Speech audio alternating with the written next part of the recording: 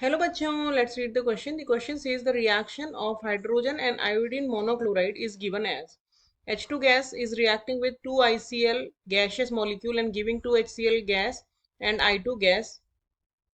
The reaction is of first order with respect to H2 gas and ICl gas.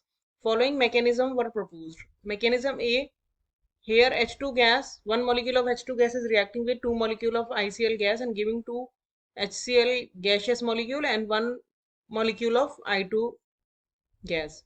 Mechanism B has two strap. In first strap, H2 gas is reacting with one molecule of ICl gas and giving HI gas, which is a slow strap. And in the second strap, HI gas is reacting with ICl gas and giving HCl gas and I2 gas in a fast strap. Which of the above mechanism can be consistent with the given information about the reaction?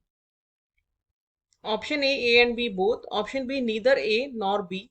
Option C, A only. And option D, B only. So first of all, let us check the key concept of the question.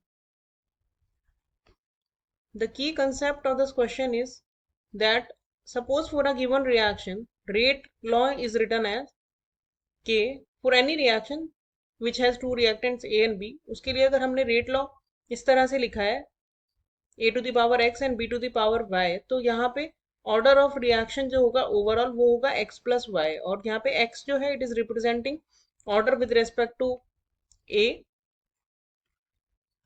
और y is representing order with respect to b. यानी किस तरह से a पे depend कर रही है reaction और किस तरह से रिएक्शन b पे डिपेंड कर रही है. सपोज रिएक्शन ये है a plus b is giving a product. अब यहाँ पे जो ऑर्डर है x और y, ये जरूरी नहीं है कि स्टोइकोमेट्रिक कोएफिशिएंट के बराबर हो. इट मे और may not be equal to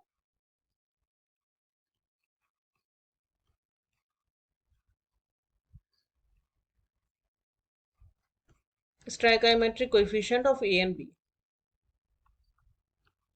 जैसे कि इक्वेशन में जो स्टोइकोमेट्रिक कोएफिशिएंट हम देखें तो 1 लिया है हमने, तो जरूरी नहीं है कि 1 के बराबर हो एक्स वाई. 1 भी हो सकते हैं, हाफ भी हो सकते हैं, इन और 1 से ज्यादा भी हो सकता है. तो ये जो जो ऑर्डर ऑफ द रिएक्शन होता है वो हमेशा एक्सपेरिमेंटली डिटरमाइन किया जाता है और मैकेनिज्म के ऊपर डिपेंड करता है. तो अब अगर हम इस क्वेश्चन का कंप्लीट सॉल्यूशन देखें तो हमें क्वेश्चन में क्या बोला है कि जो रेट है it is directly proportional to the concentration of H2 gas and it is also concentration of ICl gas के डायरेक्टली प्रोपोर्शनल है. दोनों के यानी कि order with respect to H2 के रिस्पेक्ट में जो ऑर्डर है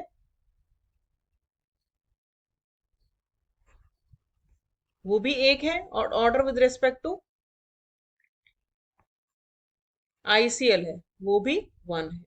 दोनों के लिए ऑर्डर 1 है. तो अब हम अगर मैकेनिज्म ए देखें तो मैकेनिज्म ए में क्या हो रहा है कि एक H2 गैस का मॉलिक्यूल है वो 2 ICl गैस के मॉलिक्यूल से रिएक्ट कर रहा है and it is giving the product which are HCl plus I2.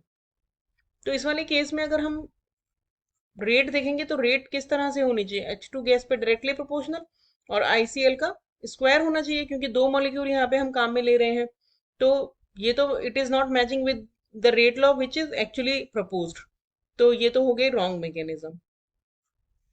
B में जो हमें मैकेनिज्म दी है उसमें क्या हो रहा है कि पहले H2 गैस जो है it is reacting with one molecule of ICl gas and it is giving HI plus HCl, and then this HI is further reacting with ICl का another molecule and it is forming HCl plus I2.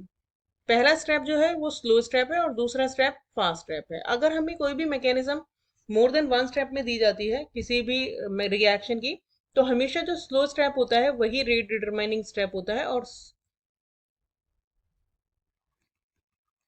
और उसी step के ऊपर rate जो है वो depend करती है. यानी कि रेट लॉ जो है वो इन दोनों से डिटरमाइन किया जाएगा. It will not depend on the fast step. तो रेट हमारा इस मैकेनिज्म के हिसाब से आ जाएगा. Rate is equal to k concentration of H2 and concentration of ICl. और यही हमें रेट लॉ जो प्रपोज्ड है एक्सपेरिमेंटली उसमें भी सेम दिया गया है. तो that means B mechanism is the correct one. तो जो हमें रेट लॉ दिया है that is consistent with the mechanism B only.